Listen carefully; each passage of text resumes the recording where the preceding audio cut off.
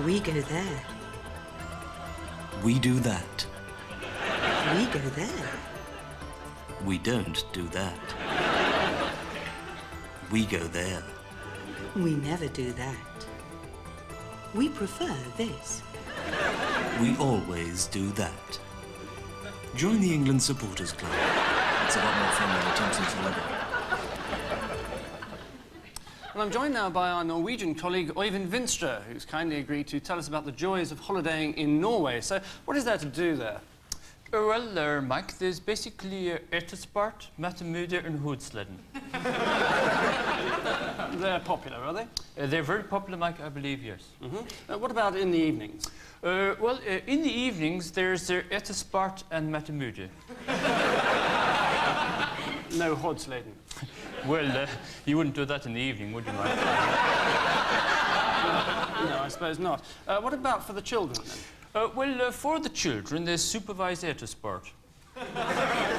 Mattemude? I don't think the children are ready for that, Mike. No.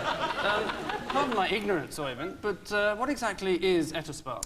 Well, Etterspart is, well, it's very hard to describe, Mike, but essentially is two people sitting down and reading a book. I see. And Mattemude? Is whipping people around the genitals with birch twigs. Right, well, thank you very much, Øyvind. So, mange takk, as I believe you say. Mange takk, tusen takk for jeg har arbeidet på en gård for en år, i Lillehammer et Trondheim. Yes, thank you.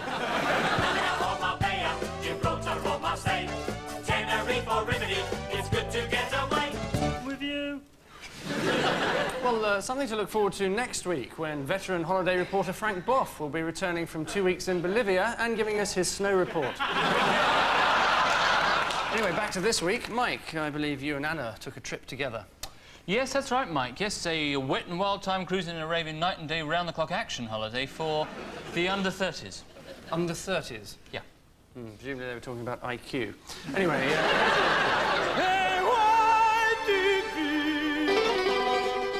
In Greece. Well, it's 8 in the morning, so it's naturally time for our first drink. Cheers.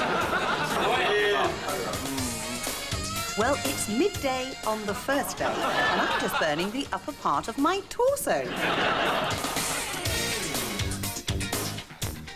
Well, that's the end of breakfast, so it's off to the car and into the pool. There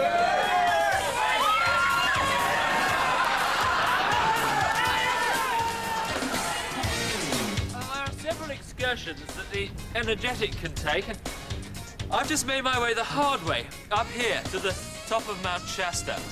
No receipt for taxi. It's 11 p.m, so I'm throwing up with Karen and Tina here. And if you're too tired for all the nightlife, you can always relax in your room with a good book and a 28-centimetre vibrator. Like It's 4:30 in the morning, and after an enjoyable shag, it's time to ask, what's your name, love? Well, it's 3 weeks after the holiday, and I'm here at the outpatients of the local venereal disease clinic. The cost is £270 a week, but that does include the full use of 2 secretaries from Sunderland. If you like fishing, snorkelling or scuba diving, then that's covered in the overall price. And if you like discos, day trips or wine tastings, then that's also covered. And if you like to take a tart up the Gary Glitter, then that's covered as well. I'm sorry, I think we should have come out of that report slightly earlier. yes, I think we should have done.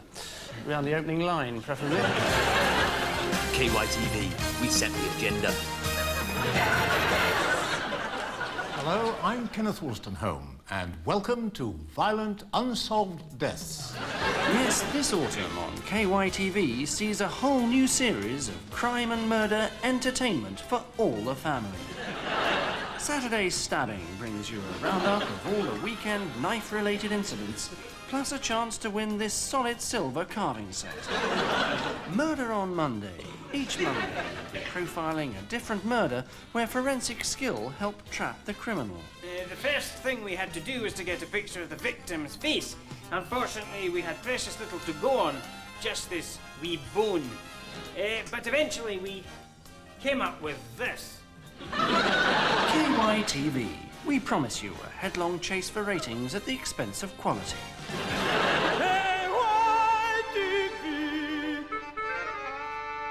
In Israel. Where else could one find such idyllic surroundings with all year-round sunshine than here in beautiful Israel? Sun-soaked beaches, clear blue seas, superb cuisine washed down by some excellent local wine, and all at a price that won't burst your pockets. Yes, it's a tropical paradise that has to be seen to be believed. That is the simple, unspoiled charm that epitomizes today's Israel.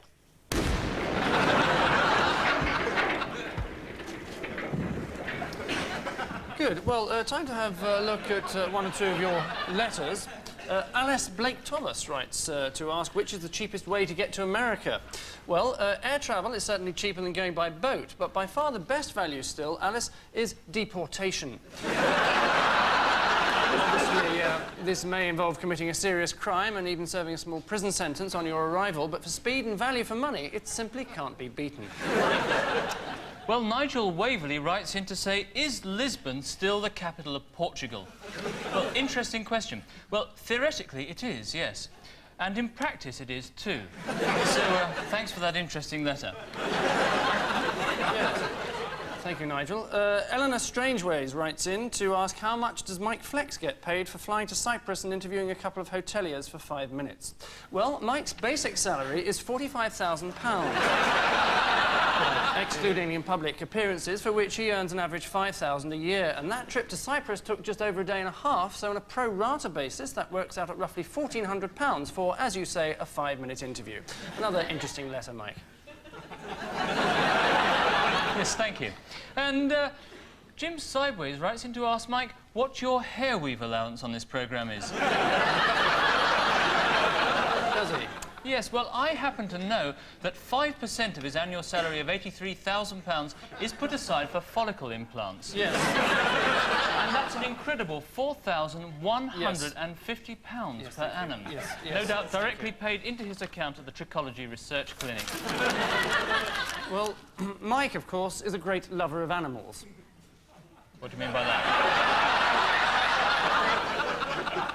Nothing. So, he'll enjoy our next report as an adapter trots off to find out about pony trekking holidays. Well, I've got the kit. What now? Let's hear it straight from the horse's mouth. Lucinda Horton. How many got that? Where do I start? Well, first you have to mount your horse.